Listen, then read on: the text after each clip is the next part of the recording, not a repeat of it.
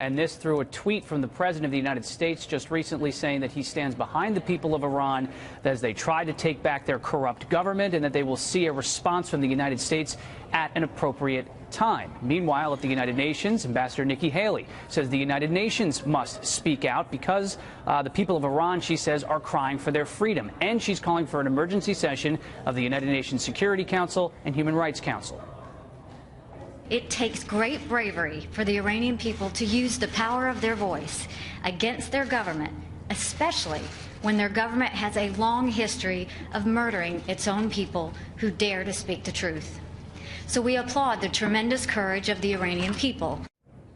The State Department says it's trying to communicate with the people of Iran and is asking that government to open up access to Twitter and to Facebook, Sandra. Iran's government, Rich, says the situation as of now is under control. Now, that's what they're saying, despite the fact that more than 20 have died as a result of these protests, and they're well beyond the borders of Tehran. These are happening in dozens of cities throughout the country. Now, authoritarian regimes, when facing protests, usually mobilize pro-government demonstrations. That's what you're seeing now and happening in Iran, as thousands assemble to support Iran's religious government. Iran is already blaming outside influence on so-called enemies, presumably the United States, the West, and Saudi Arabia, for the anti-government protests. The State Department says the United States is monitoring protests throughout the country and will consider additional sanctions against Iran if there's any type of violent government backlash. This is also, by the way, when there's another Iran deadline facing the Trump administration. It's time again for the administration to decide whether to certify if Iran is complying with the bulk of the nuclear agreement. For the first time, the United States